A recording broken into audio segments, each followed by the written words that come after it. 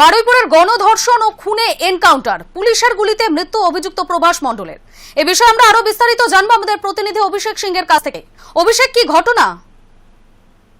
একেবারে দেখো, তোমাকে শুরুতেই জানিয়ে রাখবো, এনকাউন্টারে মৃত্যু হলো বারুইপুরে নাবালিকা যৌন নির্যাতন খুনে অন্যতম অভিযুক্ত প্রভাস মণ্ডলের। জানিয়ে রাখবো, মঙ্গলবার রাতেই ঘটনা ঘটে। আর বুধবার সকালে পুলিশ যে খবর দেয় মৃত প্রভাসের মাকে, এরপর তিনি জানান যে ছেলে কৃতকর্মের শাস্তি পেয়েছে। সেখানে দাঁড়িয়ে যেমন কাজ তেমন পরিণাম, ছেলে অপরাধে রীতিমতো ক্ষুব্ধ মাও। এছাড়াও জানিয়ে রাখবো, তিনি স্পষ্ট জানিয়ে গিয়েছেন তার মা যে ছেলের দেহ কেউ আনতে যাবে না।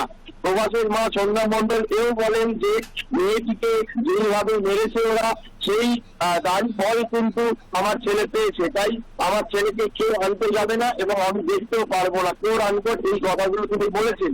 এবং ইতিমধ্যে যেটা জানা যাচ্ছে যে পুলিশ সূত্রে দাবি করা হচ্ছে যে মঙ্গলবার রাত 12:45 নাগাদ অভিযুক্ত প্রভাস মণ্ডলকে নিয়ে ঘটনার পুনর্নির্মাণ করতে গিয়েছিল বারুইপুর থানা। অভিযোগ, সেই সময় পুলিশের থেকে আগ্নেয়াস্ত্র ছিনিয়ে নিয়ে পালানোর চেষ্টা করেন এই অভিযুক্ত।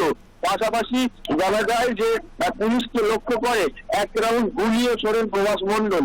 পাল্টা গুলিতে জখম হন অভিযুক্ত। বারুইপুর হাসপাতালে নিয়ে গেলে অভিযুক্ত প্রভাস মণ্ডলকে মৃত বলে ঘোষণা করেন চিকিৎসকরা।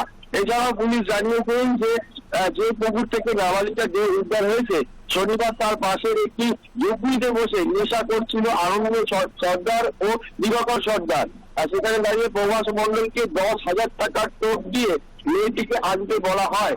পুলিশ সূত্রে দাবি, জেরায় ধৃতরা দাবি করছে যে সেখানে আনার পরে নাবালিকা পালাতে যায়, তখন তার উপর অত্যাচার চালানো হয়, নির্যাতন চালানো হয়।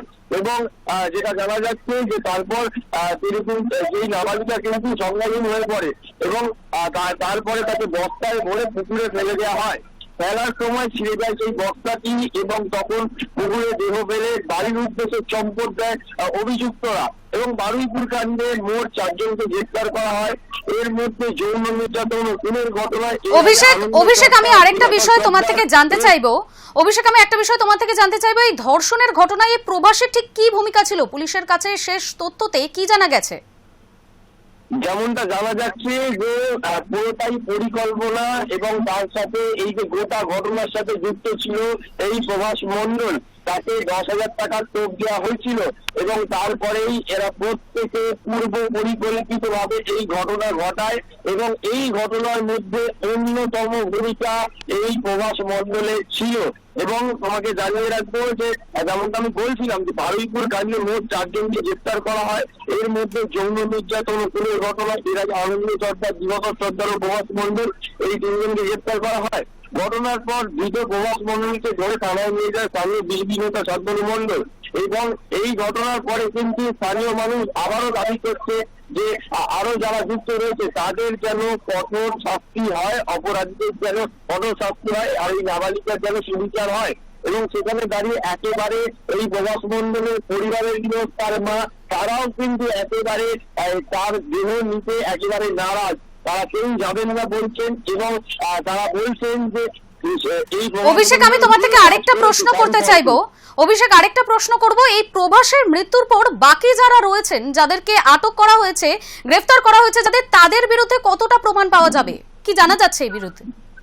একেবারে দেখো, ইতিমধ্যে কিন্তু জিজ্ঞাসাবাদ শুরু হয়েছিল এবং সেখানে দাঁড়িয়ে বিভিন্ন তথ্য উঠে এসেছিল। যেমনটা তোমাকে বলছিলাম যে এই ঘটনার সাথে কিন্তু প্রত্যেকে যারা ইতিমধ্যে গ্রেফতার হয়েছিল এবং প্রভাস মণ্ডলের যারা এনকাউন্টার হয়েছে, এরা কিন্তু একেবারে পূর্ব পরিকল্পনা মাফিক এই কর্মকাণ্ড চালিয়েছে।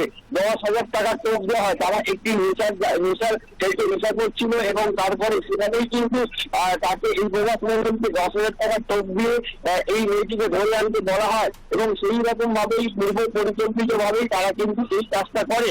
এবং সেখানে দাঁড়িয়ে জানা যাচ্ছে যে এদের প্রত্যেকের কিন্তু একটা আলাদা আলাদা ভূমিকা ছিল এই ঘটনার মধ্যে। এবং এই ঘটনা থেকে জানতে পাওয়া গেছে যে মেয়েটি কিন্তু একেবারে মেয়েটিকে যখন ধরে আনা হয়, তারপর কিন্তু মেয়েটি সংজ্ঞাহীন হয়ে পড়ে এবং তারপর তাকে অত্যাচার চালানো হয় এবং তারপরে বস্তায় ভরা হয়। বুঝতে পারছে কতটা পূর্ব পরিকল্পিত ভাবে করা হয়েছে এবং এমন জায়গায় তাকে নিয়ে যাওয়া হয় যেখানে এই যাতে আশেপাশের লোকজন যাতে কিছু না জানতে পারে পারে বা কোনো রকম আওয়াজ না হয়, এতটাই অত্যাচার করা হয় যেখানে সে কিন্তু একেবারে অজ্ঞান হয়ে পড়ে এবং তাকে বস্তায় ভরে পুকুরের উদ্দেশ্যে নিয়ে যাওয়া হয় এবং সেই যখনই পুকুরে ফেলা হয় সেই সময় যাওয়ার সময় কিন্তু বস্তা ছিঁড়ে যায়। তাই পুকুরের কাছে কিন্তু একেবারে সেই সময় পেলে এরা কিন্তু প্রত্যেকে পালিয়ে যায়, চম্পট দেয়। আর অভিষেক, আমি আরেকটা বিষয়ে জানতে চাইবো, এই এনকাউন্টারের পরে কি কোনো উচ্চ পদস্থ পুলিশের আধিকারিক সেখানে পৌঁছেছেন, সাংবাদিকদের মুখোমুখি কি হয়েছেন? একেবারে দেখো অফিসিয়ালি সেইভাবে এখনো সেরকম কিছু না জানা গেলেও যেটা জানা যাচ্ছে যে সেখানে কিন্তু একেবারে পুলিশের উচ্চপদস্থ আধিকারিকরা এবং অনেকেই সেখানে কিন্তু উপস্থিত রয়েছেন এবং এর পরে আরো কিছু তথ্য উঠে আসে এবং এই ঘটনার তদন্তে কিন্তু একেবারে অন্যরকম মোড় আসছে।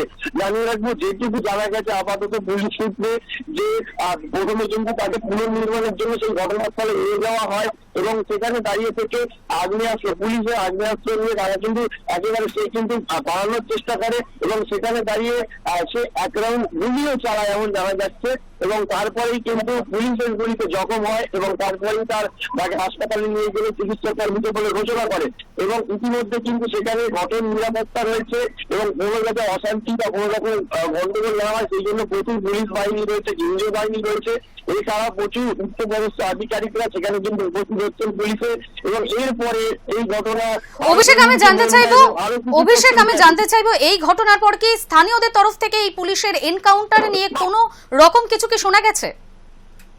দেখো, যেটুকু স্থানীয়দের থেকে শোনা যাচ্ছে স্থানীয়রা প্রথম থেকেই কিন্তু ক্ষুব্ধ ছিল এবং সেখানে দাঁড়িয়ে তারা চাইছিল সুবিচার হোক এবং যাতে বিচার হোক, এরকম তাদের বক্তব্য ছিল।